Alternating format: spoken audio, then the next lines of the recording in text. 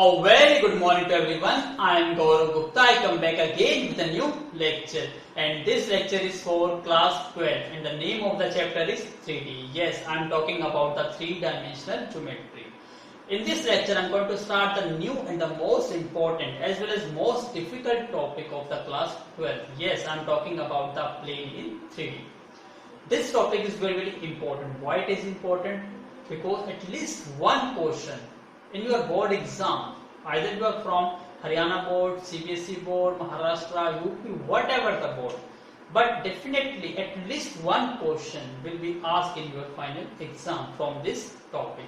Again, this topic is important because if you are preparing yourself for JEE Mains as well as Advanced, then in both the exam at least one question will be asked from this topic also.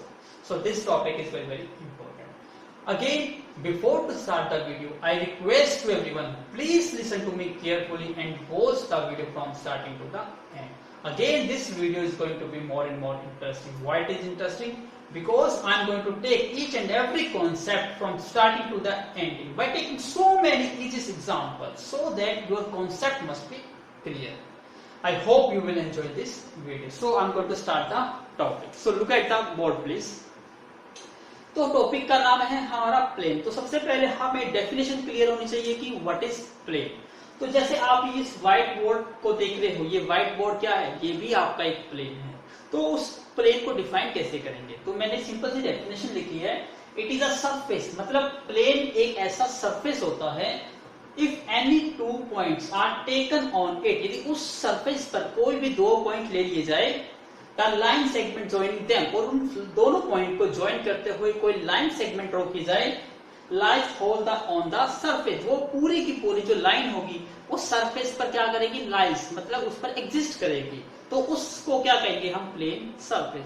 For example जैसे आपको ये दिखाई दे रहा है, ये क्या है? एक व्हाइट बोर्ड है, ठीक है। मैं कहता हूं ये एक क्या है? मेरा प्लेन है। तो प्लेन की डेफिनेशन क्या है कि यहाँ पर मैं कोई भी दो पॉइंट कंसीडर कर लेता हूं। फॉर एग्जांपल मैंने यहाँ पर दो पॉइंट कंसीडर किए, ए पॉइंट और बी पॉइंट, और इनको ज्वाइन करते हुए मैंने एक लाइन सेगमेंट ड्रॉ किया। अब यदि कंप्लीट लाइन सेगमेंट इस सरफेस पर लाई करता है तो मैं कहूंगा ये जो मेरा कंप्लीट व्हाइट बोर्ड सरफेस है ये क्या? एक प्लेन है। तो ये है डेफिनेशन ऑफ द प्लेन। तो प्लेन को डिफाइन करने के लिए उसकी जनरल इक्वेशंस भी होनी चाहिए। तो ये सिंपल सी जनरल इक्वेशंस है, ax plus by plus cz plus d equal to 0। For example जैसे आप किसी इक्वेशंस को लिख सकते हो, स्ट्रेट लाइन इक्वेशंस को किस फॉर्मेट में लिख सकते हो? ax plus by plus c equal to 0। Similarly plane की इक्वेशंस भी आप इस टाइप से डिफाइन कर सकते हो। अब हमारी मेन फोकस रहेगा कि इस टाइप की टर्म्स या इस टाइप की इक्वेशंस आपको यदि प्लेन की लिखनी है तो उसको लिखने के लिए आपको what are the necessary conditions, कि क्या क्या चीज आपको गिवन होगी और उसकी हेल्प से आप कैसे उसकी इक्वेशंस फाइंड आउट करेंगे, ये हमारा मेन टॉपिक रहेगा। तो सबसे पहले हम प्लेन की नॉर्मल इक्वेशंस की बात करेंगे। ये है हमारा टॉपिक 1। क्या है? Normal form of a plane. तो normal form of a plane क्या होती है, अब हम उसको डिस्कस करेंगे। तो सबसे पहले please make a note this. Now please look at the board. अब आपको प्लेन की इक्वेशन लिखनी है, तो प्लेन की इक्वेशंस कैसे लिखेंगे, उसके लिए क्या क्या चीज आपको गिवन होनी चाहिए। इसके लिए मैंने यहां लिखा है अ प्लेन कैन बी डिटरमाइंड। आप प्लेन की इक्वेशन डिटरमाइन कर सकते हो if any one of the following is known. मतलब यदि इनमें तीनों में से यदि कोई भी चीज आपको गिवन हो तो उसकी हेल्प से इक्वेशंस आप लिख सकते हो। तो वो तीनों चीज आपको पता होनी चाहिए। जो फर्स्ट क्या है? The normal to the plane. Normal का मतलब समझते हो? Perpendicular to the plane. यदि आपको कोई प्लेन दे दिया जाए और उस पर परपेंडिकुलर दे दिया जाए and it's distance from the origin, और उसका जो नॉर्मल ड्रॉ किया गया है फ्रॉम द ओरिजिन, ये भी आपको गिवन हो तो आप प्लेन की इक्वेशन लिख सकते हैं। यही हमारा फर्स्ट टॉपिक है और इसी को हम कहते हैं equation of a plane in normal form. तो जो फर्स्ट टॉपिक रहेगा हमारा स्टार्ट करने का वो रहेगा सबसे पहला हमारा टॉपिक ये, जब आपको इक्वेशन निकालने हो इन नॉर्मल फॉर्म में कैसे निकालेंगे, वो टॉपिक हमारा फर्स्ट टॉपिक है।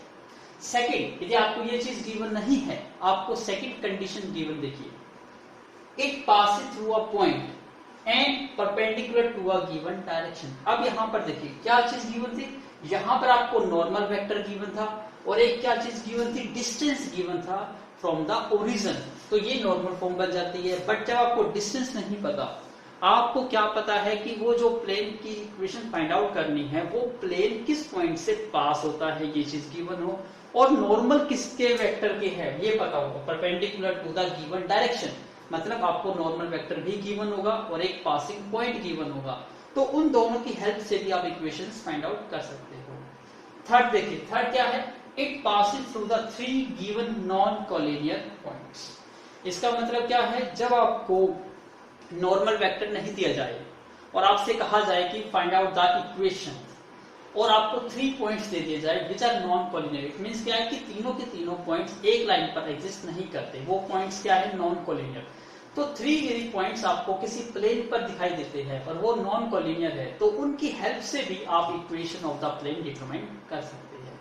तो यहाँ मैं एक बार ऐसे रिवाइज करता हूँ, जब भी आपको प्लेन की इक्वेशन डिटरमाइन करनी है तो यहाँ 3 क्राइटेरिया याद रखने हैं। फर्स्ट क्राइटेरिया होता है नॉर्मल फॉर्म। नॉर्मल फॉर्म का मतलब क्या है, जब आपको परपेंडिकुलर या नॉर्मल वेक्टर गिवन हो।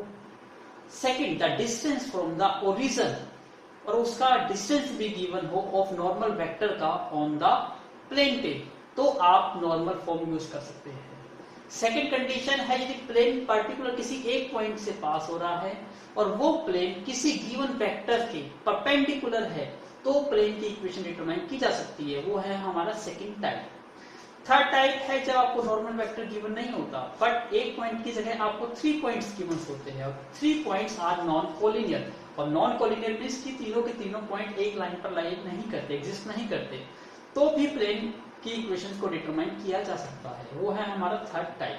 तो सबसे पहले मैं स्टार्ट करूंगा अपना फर्स्ट टॉपिक, फिर फर्स्ट टॉपिक से रिलेटेड क्वेश्चंस करेंगे, फिर सेकंड टॉपिक स्टार्ट करेंगे, फिर सेकंड से, फिर सिमिलरली थर्ड से, इस टाइप से हम टॉपिक को कवर करते जाएंगे। So please make a note. अब हम स्टार्ट करते हैं अपनी first topic, equation of a plane in normal form. तो हम स्टार्ट कर रहे हैं equation of a plane in normal form.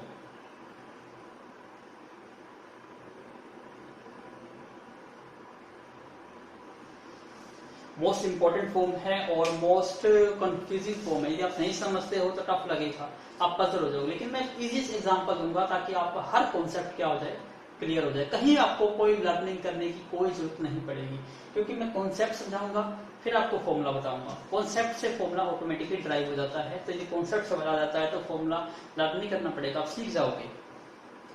तो सबसे पहले प्लेन बनाना है, तो मैं प्लेन बना के दिखाता हूँ आपको कैसे बनाएंगे, और नॉर्मल कैसे होगा वो भी एक्सप्लेन करता हूँ। सबसे पहले मैं 3D प्लेन बनाता हूँ।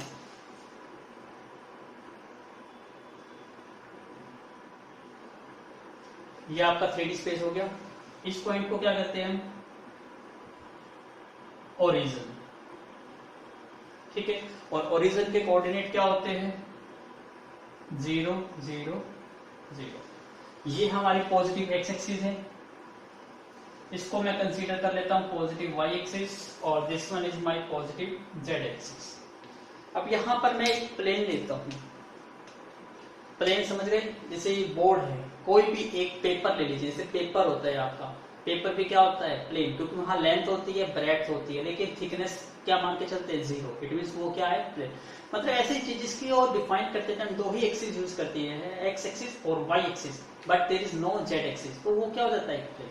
तो यहाँ पर मैं एक प्लेन बनाता हूँ, और उस प्लेन को आपको थोड़ा इमेजिन करना है। इमेजिन का मतलब क्या है कि आप थोड़ा सा इमेजिनेशन पावर को इंक्रीज नहीं करेंगे तो ये टॉपिक जो है वो टफ बन जाएगा, अदरवाइज ये टॉपिक इजी बन जाएगा। अब देखिए ध्यान से, मैं यहां पर एक प्लेन ड्रॉ कर रहा हूं,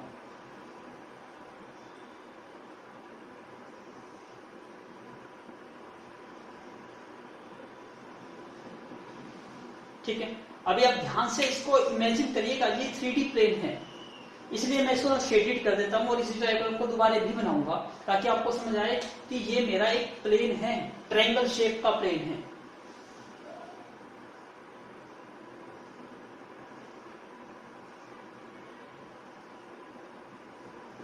यस, दिखाई दिया आपको कि यदि आप इसको देखते हो, मैं इसको नाम दे देता हूं ABC। तो ये ABC क्या है, मेरा एक प्लेन है। फॉर एग्जाम्पल इसी प्लेन को जैसे मैं दूसरे तरीके से बना के दिखाता हूं आपको। ये मेरा एक प्लेन है,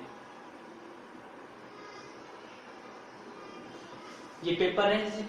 यहां पर अब मैं देखिए क्या कर रहा हूं, उसको ध्यान से इमेजिन करिएगा। इसी फिगर को मैं एक दोबारा बना रहा हूं यहां पर।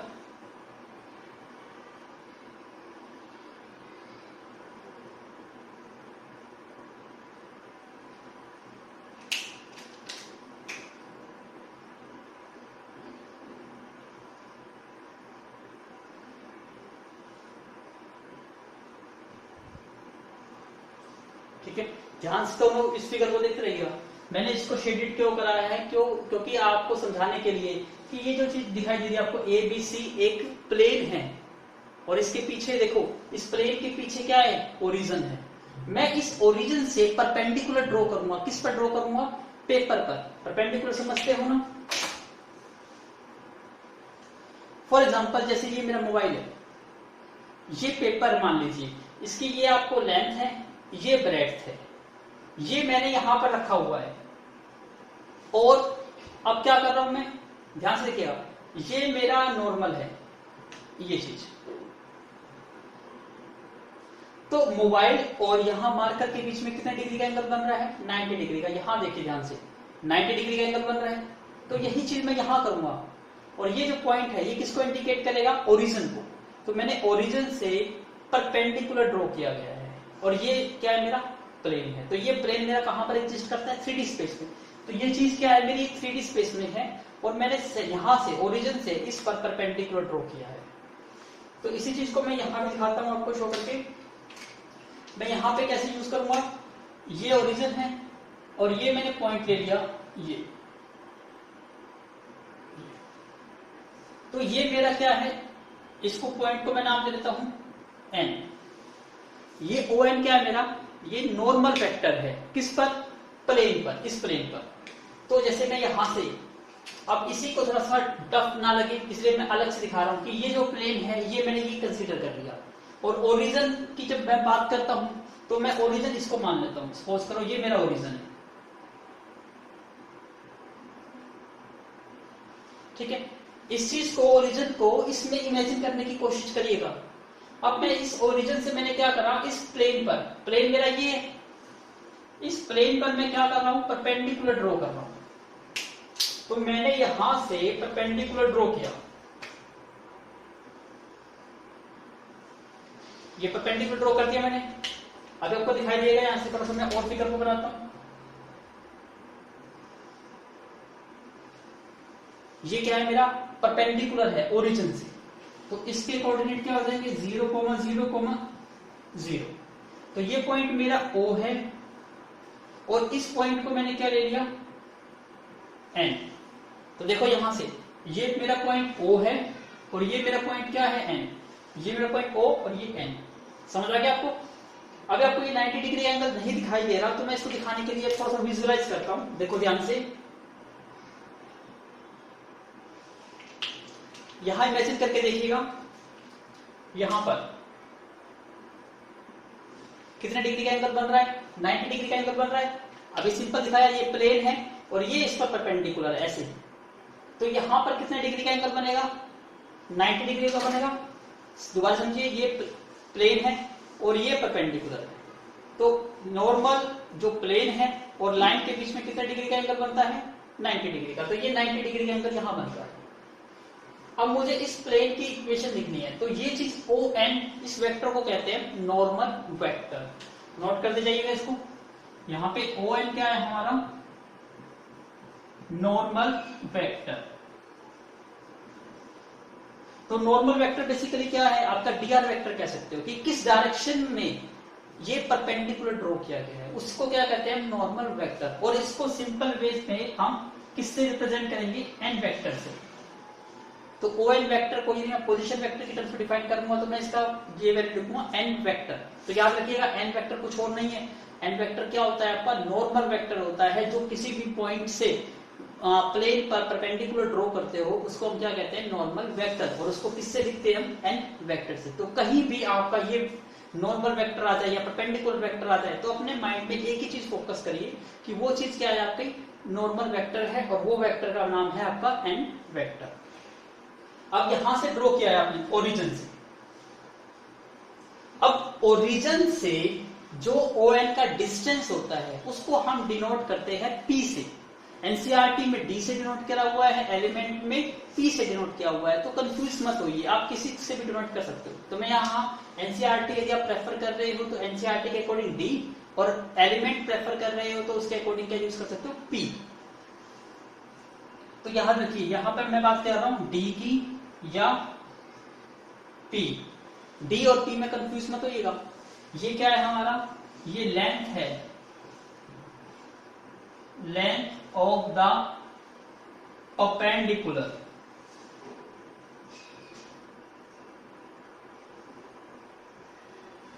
ठीक है, लेंथ होता परपेंडिकुलर कहां से है, from the origin, from the origin.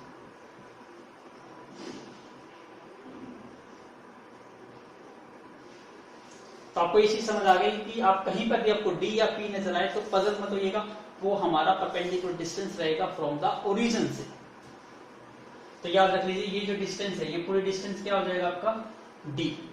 ठीक है, यहां से यहां तक का है D, O और N। या मैं इसको यहां से लिख सकता हूं ON वेक्टर का मैग्नीट्यूड या N वेक्टर का मैग्नीट्यूड, ये किसके इक्वल है, P, या इसको क्या लिख सकते हो, D। ये चीज मैंने आपको समझाई है। आई होप आपको दोनों चीज क्लियर हो गई होगी कि ON वेक्टर क्या होता है और P या D क्या होता है। अब यहां देखिए ध्यान से, अब हम इसमें से थोड़ी सी बेसिक टर्म्स और फाइंड आउट करेंगे और इस प्लेन की इक्वेशंस को ड्राइव करेंगे। इसके लिए आप प्लेन की इक्वेशन ड्राइव कर रहे हो तो मुझे कोई ना कोई एक पॉइंट कंसीडर करना होगा ऑन द प्लेन। तो मैं यहां पर कहीं पर भी एक पॉइंट ले लेता हूं। फॉर एग्जाम्पल मैंने यहां पर एक पॉइंट लिया, ये पॉइंट, इसको मैं नाम दे देता हूं P। तो कोई भी पॉइंट लिया तो इसके कोऑर्डिनेट स्पेसिफाई करने होंगे, तो मैं इसको जनरलाइज पॉइंट बना देता हूं। तो इसके कोऑर्डिनेट क्या हो जाते हैं, x, y और z। और जब मैं इसको ओरिजिन से मीट करा दूंगा तो ये मेरा क्या बन जाएगा, पोजीशन वेक्टर। तो मैं इसको ओरिजिन से मीट करा देता हूं, और position vector of point P, position vector इसका ऑफ पॉइंट P, इसको मैंने डिनोट कर दिया R वेक्टर से। इसका मतलब ये जो वेक्टर है ये मेरा कौन सा वेक्टर है, R वेक्टर। ये चीज समझ आ गई। मतलब मैं यहां पर कहीं पर भी एक प्लेन ले लेता हूं, ये पॉइंट। इस फिगर को समझना थोड़ा टफ लगता है, इसलिए मैं इसको समझाने के लिए एक अलग से फिगर बना रहा हूं। तो यहां पे मैंने ये पॉइंट ले लिया P, ये पॉइंट, और इस ओरिजिन से इसको जब मैं ज्वाइन करता हूं तो ये क्या बन जाएगा मेरा R वेक्टर। तो ये मेरा R वेक्टर है, ये ऐसे देख लीजिए, ये मेरा R वेक्टर। क्लियर है। और इस ON को मैं सिंपल से क्या कर सकता हूं, N वेक्टर। इसको मैंने ON वेक्टर को क्या लेट कर लिया, N वेक्टर, और OP को लेट कर दिया R वेक्टर। अब मुझे क्या लिखनी है, इक्वेशन लिखनी है। अब मैं क्या कर रहा हूं, एक ज्वाइन कर रहा हूं। किसको ज्वाइन कर रहा हूं, इसको, PN को। ये चीज समझ आ गई आपको। तो अब यहां से हम फॉर्मूला ड्राइव करेंगे या नॉर्मल फॉर्म को ड्राइव करेंगे। कैसे करेंगे, आई होप आपको ये चीज समझ आ गई होगी। इस फिगर के अकॉर्डिंग भी आपको समझ आ गया होगा। मैं इसको यहां से ज्वाइन कर देता हूं, तो ये फिगर और ये फिगर सेम बन गया आपको। तो यदि ये फिगर समझ आ जाता है तो बेटर है, नहीं समझ आता तो आप इसको समझ सकते हो। आई होप आपको ये चीज समझ आ गई होगी। तो प्लीज मेक अ नोट, इसको ऊपर नोट कर लीजिए। फिर से मैं एक बार दोबारा से ये डायग्राम बना के फिर से एक समझाऊंगा। अब आपको आई होप ये तीनों चीज समझ आ गई होगी, तो प्लीज मेक अ नोट। चलिए, अभी जो अपने कॉन्सेप्ट समझा इसको मैं एक बार दोबारा से थोड़ा सा डीप में लेके जाता हूं। अब हम इसको ड्राइव करेंगे नॉर्मल फॉर्म को।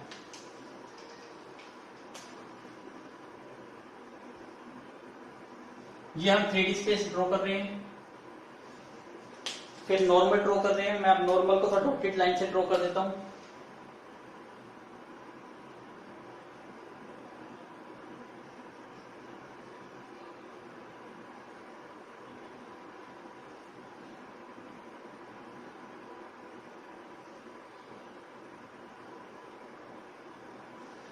दिखाई दिया आपको ये प्लेन। अब आपको करना क्या है कि यहां पर ओरिजिन से, ये ओरिजिन है, इस ओरिजिन से इस प्लेन पर क्या ड्रॉ करना है, परपेंडिकुलर। तो मैं यहां से परपेंडिकुलर ड्रॉ करता हूं ये, तो ये ओरिजिन है, इसको मैं O नाम दे देता हूं, ये पॉइंट N नाम दे देता हूं इसको N। तो यहां पर ध्यान दीजिए, यहां पर जो ON वेक्टर है इसको मैं लेट कर लेता हूं N वेक्टर, और ये मेरा क्या बन जाएगा, नॉर्मल वेक्टर।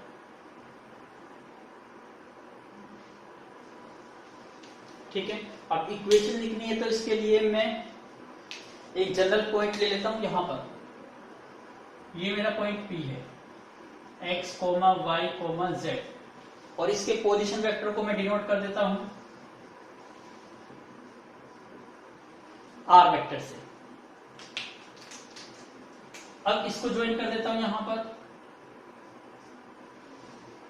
तो यहां पर अब हमारे को क्या मिल गई, एक ट्रायंगल मिल गई। और जब आपको ट्रायंगल मिल जाती है इट मींस क्या अप्लाई करते हो आप, triangle law of vector addition. तो मैं यहां पर triangle law of vector addition apply करता हूं, तो मुझे रिजल्ट क्या मिलेगा, ध्यान से देखिए। ON वेक्टर को मैंने क्या लेट करा है, N वेक्टर, तो मैं इसको यहां पर N वेक्टर लिख सकता हूं। तो सिंपल यहां ट्रायंगल लॉ अप्लाई करता हूं मैं, अप्लाई ट्रायंगल्स लॉ, क्या आ जाएगा, ON vector plus NP vector is equal to third side taken in opposite order OP। अब देखिए ON वेक्टर को हमने क्या लिखा है, N वेक्टर, NP वेक्टर हम फाइंड आउट कर रहे हैं, और OP वेक्टर को हमने क्या लिखा है, R वेक्टर। तो यहां से NP वेक्टर की वैल्यू यदि फाइंड आउट करें तो क्या रिजल्ट मिलेगा हमें, R वेक्टर माइनस में N वेक्टर, ये वेक्टर मिलेगा हमें। अब ध्यान से समझिएगा, हम थोड़ी 1 बाय 1 फॉर्म को थोड़ा डिटेल में लेके चलेंगे।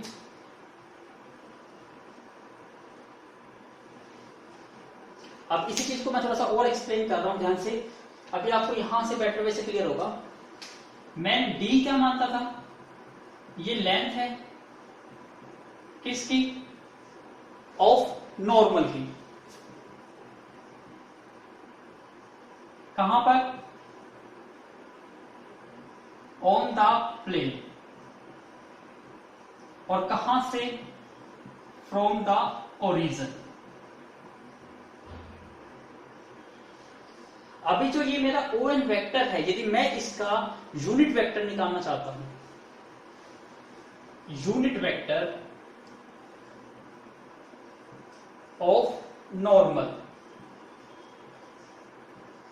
यदि मैं नॉर्मल वेक्टर का यूनिट वेक्टर निकालना चाहता हूं, नॉर्मल वेक्टर N है, तो मैं इसको डिनोट कर देता हूं N यूनिट कैप।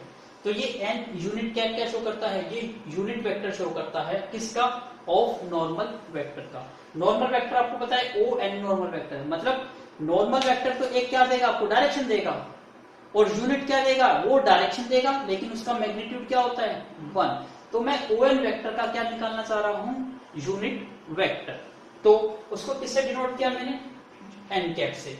और आपको पता है किसी वेक्टर का यूनिट वेक्टर कैसे निकालते हो, जो वेक्टर की डायरेक्शंस में निकालना चाहते हो वही वेक्टर डिवाइडेड बाय उस वेक्टर का मैग्नीट्यूड।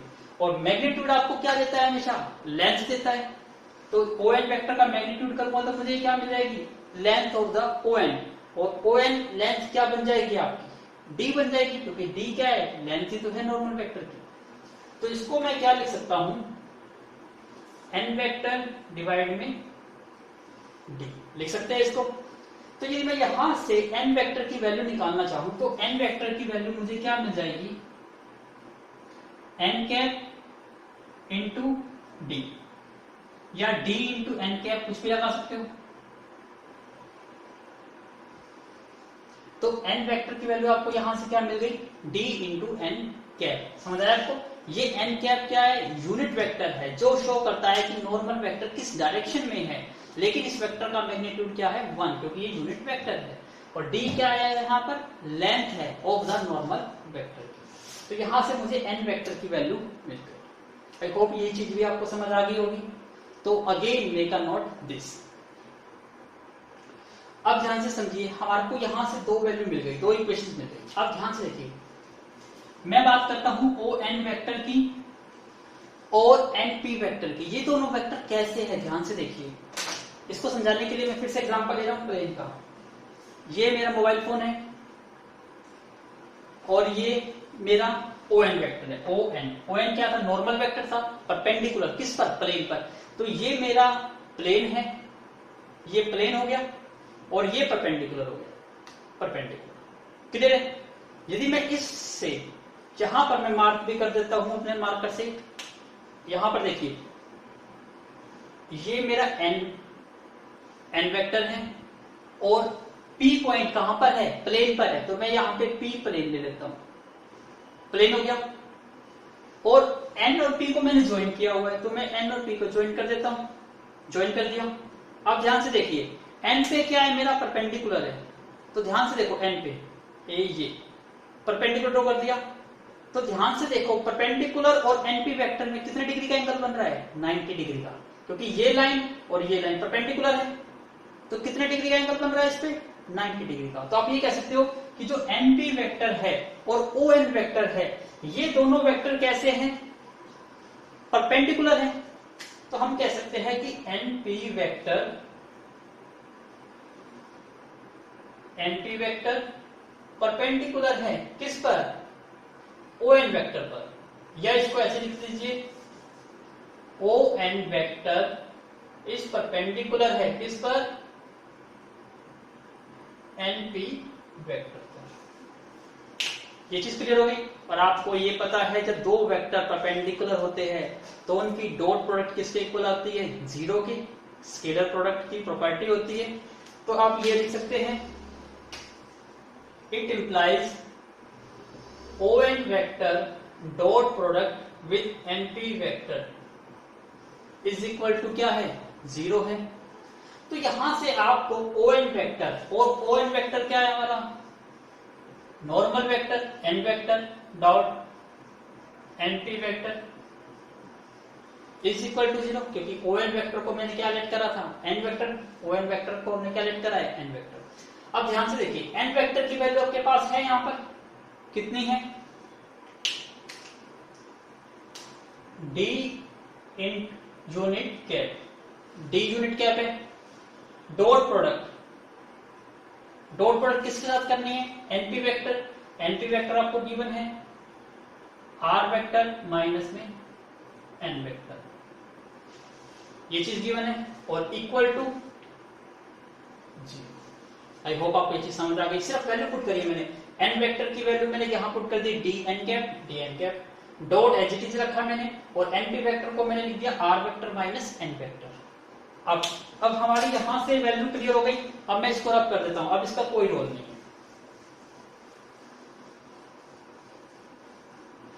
अब ध्यान से समझिएगा, अब ये रिजल्ट कहता है कि इसकी dot product equal to zero है। बट आपको ये पता है कि जो डी है ये तो लेंथ होती है, लेंथ ऑफ नॉर्मल है, या और कह सकते हो ये तो एन वेक्टर का क्या है? मैग्नीट्यूड है। और मैग्नीट्यूड तो कभी जीरो हो नहीं सकता। इसका मतलब ये तो never be equal to zero, ये तो जीरो नहीं हो सकता। तो यदि इसका रिजल्ट जीरो है तो इसका मतलब डी जीरो नहीं हो सकता। तो आपका क्या रिजल्ट जीरो हो सकता है? तो N cap dot product R vector minus N vector equal to क्या होगी? जीरो, क्योंकि डी को हटा दो, डी तो जीरो नहीं हो सकता। तो ये जीरो है आपका कंफर्म, तभी रिजल्ट आपको जीरो मिलेगा, अदरवाइज जीरो नहीं मिलेगा। अब यहां से यदि मैं इसको सोल्व करता हूं, इसको अब मैं सोल्व कर रहा हूं, तो again make a note please. I hope आपने नोट कर लिया होगा। अब ध्यान से देखिए, इसको थोड़ा सिंप्लीफाई फॉर्म में बनाएंगे।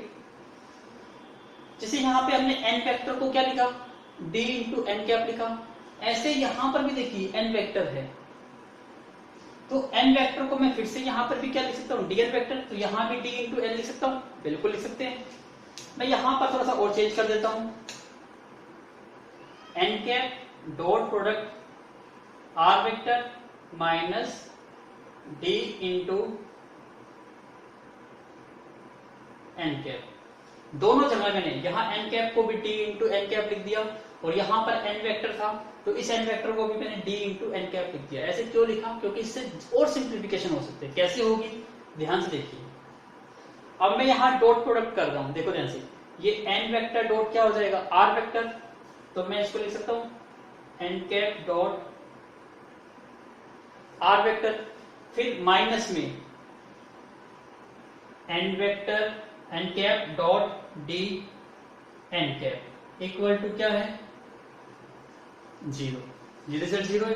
अब ध्यान से देखिए, d तो डिस्टेंस है, स्केलर नंबर है, इसको तो कहीं भी मूव कर सकते हो, तो आप इसको ऐसे लिख सकते हो N cap dot R vector d into N cap dot N cap equal to 0 लिख सकते हैं, क्योंकि d तो स्केलर नंबर है, इसको आगे पीछे लिख सकते हो। तो ये दोनों वेक्टर है, तो डॉट प्रोडक्ट किसके बीच में हो रही है वेक्टर। और आपको पता है एन कैप क्या है, ये हमारा यूनिट वेक्टर है, यूनिट वेक्टर है। और आपको पता है यूनिट वेक्टर की प्रोडक्ट विद यूनिट वेक्टर के साथ क्या होती है 1 होती है। तो क्या आपको ये रिजल्ट पता है? मैं दोबारा से रिवाइज करा रहा हूं।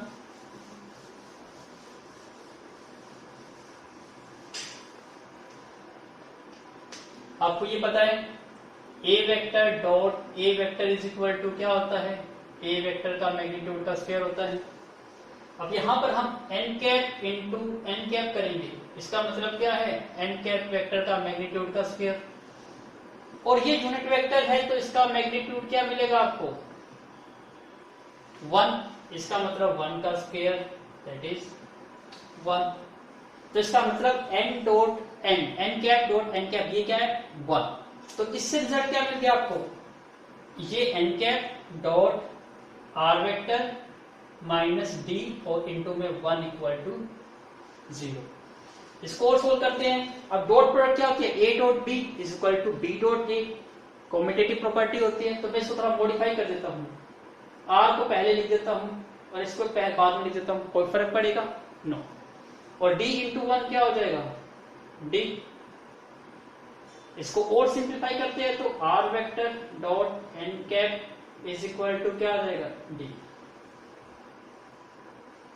इसको कहते हैं नॉर्मल फॉर्म। ये आपकी क्या बन गई नॉर्मल फॉर्म, इसको नोट कर लीजिएगा नॉर्मल फॉर्म। ये मैं डायरेक्ट समझा सकता था आपको, डायरेक्ट लिखवा सकता था कि जो आर डॉट एन कैप होता है इज इक्वल टू डी होता है, और आपको ये कह सकता था कि आर वेक्टर क्या है, एक पॉइंट है जो प्लेन पर लाई करता है, और एन कैप क्या है, ये नॉर्मल वेक्टर का यूनिट वेक्टर है जो नॉर्मल किस पे ड्रॉ किया गया है ऑन द प्लेन। और d क्या है, यहाँ पर परपेंडिकुलर डिस्टेंस है या नॉर्मल वेक्टर का लेंथ है फ्रॉम द ओरिजिन से। तो सिंपल सा फॉर्मूला आपको ये याद रखना है, ये कैसे बना ये मैंने आपको यहाँ सिखाया। अब सिखाने का मेन पर्पस मेरा ये था कि कॉम्पिटिटिव एग्जाम्स में यदि मेंस और एडवांस की बात करते हो तो ओनली फॉर्मुलेस के बेस पे, यदि आप फॉर्मूला लर्न करते हो तो फॉर्मूले लर्न के बेस पे आप क्वेश्चन को सोल्व नहीं कर पाओगे इन एडवांस में। तो आपको वो कॉन्सेप्ट पता होना चाहिए कि कैसे कौन सा पॉइंट है और उसकी प्लेन की इक्वेशन कैसे लिखनी है। यदि कॉन्सेप्ट क्लियर है तो खुद ही आप इक्वेशन बना सकते हो, सोल्व कर सकते हो, क्योंकि क्वेश्चन डायरेक्ट फॉर्मूले के बेस आपको कभी भी एडवांस में नहीं मिलेगा। इसलिए मेरा मेन पर्पस था समझाने का कि कॉन्सेप्ट क्या है।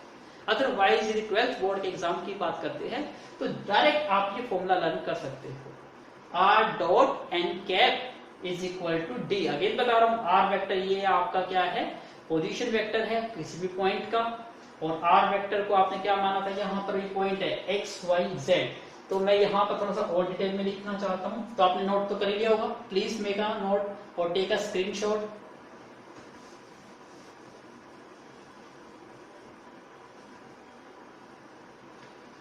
तो यहाँ पर यदि ये कौन सी फॉर्म हो जाती है, वेक्टर इक्वेशन। अब मैं यदि वेक्टर इक्वेशंस की कार्टेशियन फॉर्म लिखना चाहता हूं तो कार्टेशियन फॉर्म में कैसे लिखूंगा वो मेरा नेक्स्ट स्टेप रहेगा। आपने आई होप अपने स्क्रीनशॉट ले लिया होगा, नहीं लिया तो एक बार फिर ले लीजिए। मैं स्टार्ट करता हूं टॉपिक। यस, अब मैं इसको रब कर देता हूं यहां से। अब आपको सिर्फ ये चीज याद रखनी है, अब मैं इसी से कॉन्सेप्ट को क्लियर कराऊंगा आपका।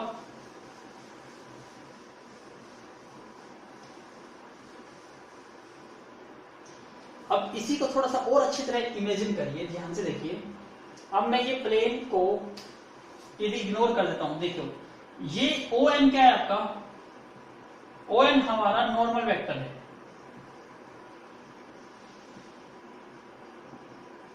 ओ एन क्या है हमारा नॉर्मल वेक्टर। और आपको पता है ये ओरिजिन से कनेक्ट है, और यदि ओरिजिन से कनेक्ट है तो ये एक्स एक्सिस के साथ कुछ एंगल बनाएगा, वाई एक्सिस के साथ एंगल बनाएगा, जेड एक्सिस, उसी से क्या मिल जाएंगे हमें अल्फा बीटा गामा, और अल्फा बीटा गामा से क्या मिल जाएंगे हमें डायरेक्शन कोसाइन डीसी मिल जाएंगे। तो देखिए ये O N vector X axis के साथ कितने डिग्री का एंगल बना रहा है, अल्फा। इसी टाइप से यही वेक्टर जेड एक्सिस के साथ गामा और वाई एक्सिस के साथ कितने डिग्री का एंगल बना रहा है, बीटा। तो जब हमें नॉर्मल वेक्टर गिवन है तो हम इसको चेंज कर सकते हैं in terms of direction cosines के टर्म्स में। तो कैसे चेंज कर सकते हैं, अब ध्यान से देखिए। एल क्या होता है, cos of alpha, N is cos of beta और N is what, cos of gamma. तो ये हमारे क्या है, डायरेक्शन कोसाइंस। तो यदि मैं ओ एन वेक्टर को लिखना चाहूंगा तो कैसे लिख सकता हूं ओ एन वेक्टर को, या एन वेक्टर को। अब एन तो नॉर्मल वेक्टर है, तो ये तो पर्टिकुलर डायरेक्शंस बताएगा। तो डायरेक्शन कोसाइंस हमेशा यूनिक होते हैं, और जब भी आपको डायरेक्शन कोसाइंस निकालने हो तो एन वेक्टर यूज मत करिए, उसका यूनिट वेक्टर यूज करिए, उससे आपको क्या मिलेंगे, डायरेक्शन कोसाइंस मिलेंगे। तो यहां पर हम बात करेंगे एन कैप। यहां यूनिट वेक्टर किस डायरेक्शन में है, एन वेक्टर की डायरेक्शन में। एन वेक्टर आपको पता है ये वेक्टर है, इसका मतलब इसका आप यूनिट वेक्टर निकाल सकते हो। अब एन वेक्टर आप देखिए ध्यान से कि एन वेक्टर है क्या आपका, एल आई प्लस में एन जे प्लस में एन। ये एल एन एन क्या बन गया आपके, डायरेक्शन कोसाइंस। तो एन नॉर्मल वेक्टर क्या बन जाएगा, यूनिट वेक्टर आपका एल आई प्लस में एम जे प्लस में एन के। यदि हम इसको सोल्व करते हैं, आर वेक्टर आपको पता है, आर वेक्टर आपका क्या है यहां पर एक्स वाई जेड। तो इसको आर वेक्टर को आप ये लिख सकते हो एक्स आई प्लस में वाई जे प्लस में जेड के। और ये ओ एन वेक्टर, तो ओ एन वेक्टर तो पता नहीं कहां तक जाएगा, तो हम तो सिर्फ इसका क्या निकालते हैं, यूनिट वेक्टर, जिससे हमें डायरेक्शन मिल जाए। और डायरेक्शन मिल जाएगी वो कहां से मिल जाएगी, हमें डीसी से, डायरेक्शन कोसाइन से। इसलिए हमने एन कैप यूज कर लिया, L I M J plus में एन के। आपके पास क्या है, एन कैप भी है, आपके पास आर कैप भी है, दोनों को पुट कर दो। आर कैप क्या आ जाएगा, एक्स आई प्लस में वाई जे प्लस में जेड के, डॉट प्रोडक्ट करनी है किसकी, एन कैप से। और एन कैप आपको पता है एल आई प्लस में एम जे प्लस में एन के इज इक्वल टू क्या आ जाएगा, 0। अब इसको सोल्व करिए, x इंटू एल, एक्सएल या एल एक्स लिख सकते हो। इसी टाइप से इसको एम वाई, इसको एन जेड लिख सकते हैं। सॉरी, इक्वल टू डी नहीं था, इक्वल टू क्या है आपका, डी है, इक्वल टू डी। तो इसको नोट कर लीजिए आप, इंपॉर्टेंट। ये क्या आ जाएगी हमारी सीई, कार्टेशियन इक्वेशन। ठीक है, इसको नोट करिए कि वेक्टर इक्वेशन क्या होगी नॉर्मल फॉर्म में, R dot N cap is equal to D, और इसकी कार्टेशियन इक्वेशन क्या होगी, एल एक्स प्लस में एम वाई प्लस में N Z is equal to D. अब हम बात करेंगे जब आपको कोई नॉर्मल वेक्टर दे दिया जाए but not from the origin से आपको डिफाइन ना हो कि उसकी लेंथ कितनी है। तो जब आप लेंथ डिटरमाइन नहीं कर पाएंगे तो यूनिट वेक्टर नहीं निकाल सकते उसका। तो उस केस में आप नॉर्मल फॉर्म को किस टाइप से यूज करेंगे, तो वो हमारा नेक्स्ट टॉपिक रहेगा। तो आई होप आपको अच्छी समझ आ गई है। पहले इसका please take a screenshot. I hope आपने नोट कर लिया होगा, स्क्रीनशॉट ले लिया। अब हम बात करते हैं, अभी तो ये किस टर्म्स में गिवन था, डायरेक्शन कोसाइंस के टर्म्स में। एक केस होता है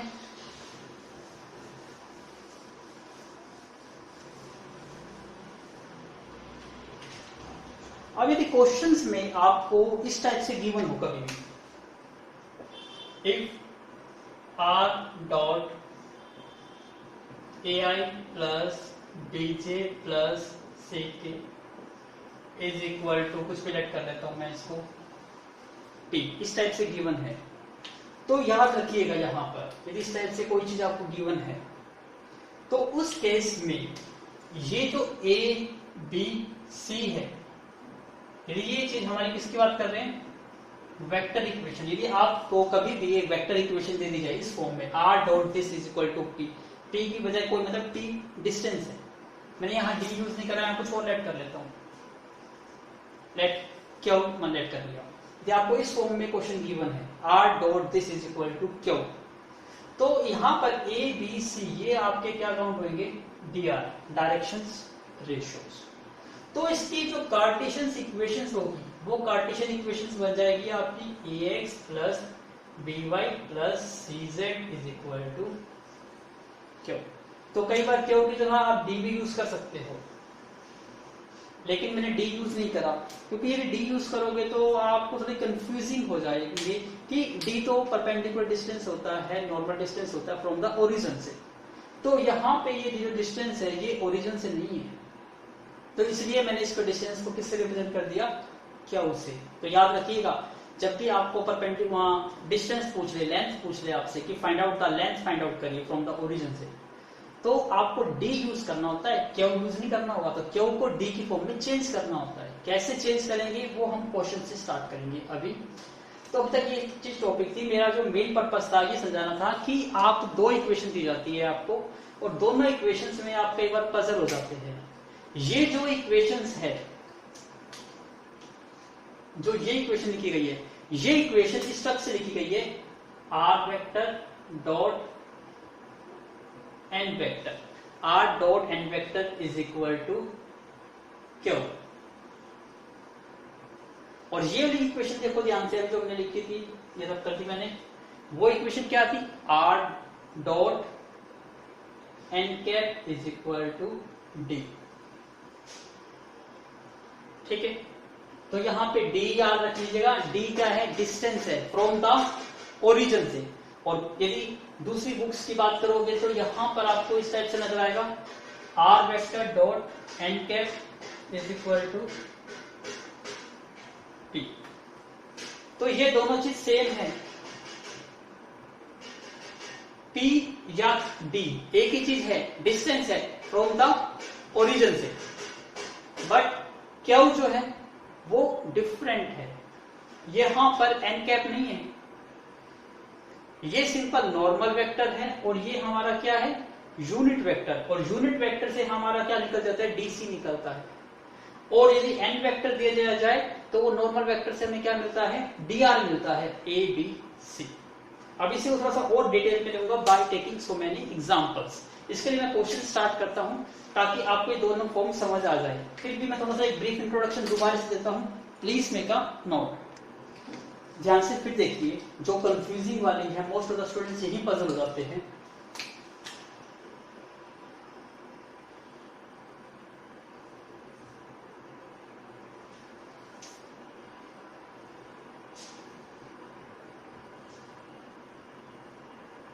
positive x axis, positive y axis, positive z axis, positive x, positive y और पॉजिटिव जेड। यहीं पर मैं प्लेन ले रहा हूं,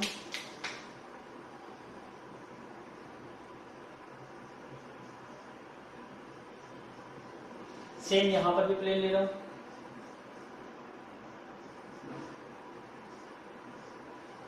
दोनों साइड पे।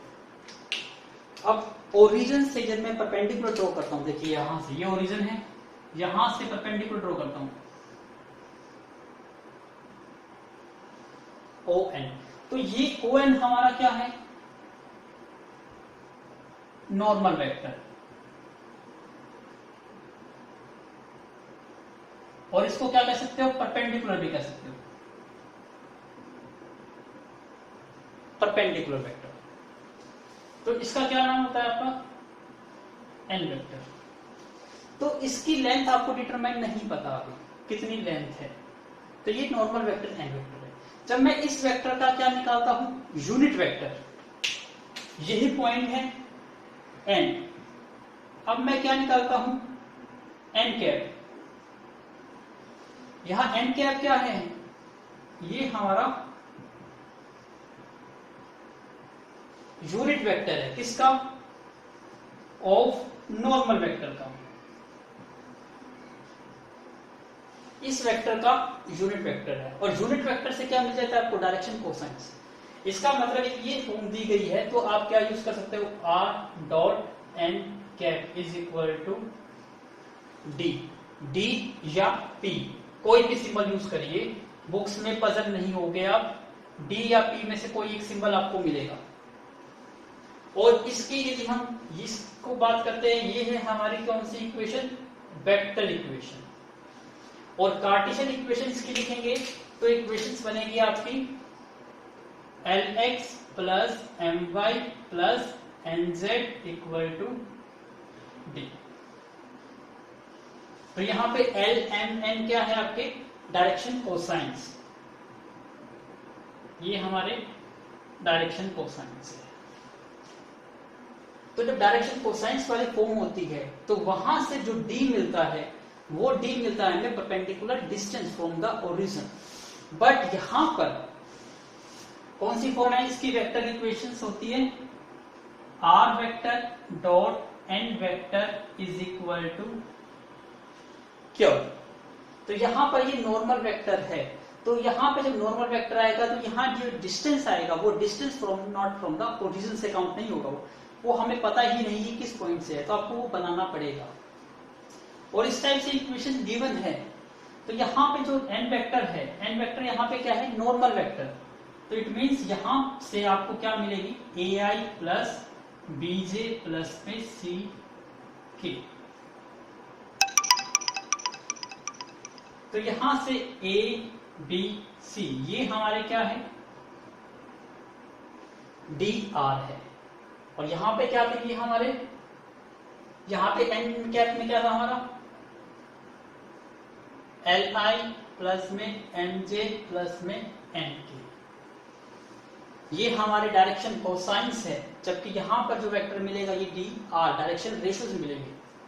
तो जब आपको abc dr पता चल जाएंगे, आपके dr है, तो इसकी कार्टेशियन इक्वेशन निकालेंगे तो क्या बन जाएगी, ये ax प्लस में dy प्लस में cz is equal to q। तो ये क्या बन गई आपकी कार्टेशियन इक्वेशन। तो अभी हम जो क्वेश्चंस करेंगे वो इसी कॉन्सेप्ट पर बेस्ड ही क्वेश्चंस अब हम स्टार्ट करेंगे। आई होप आपको चीज समझ आ गई है।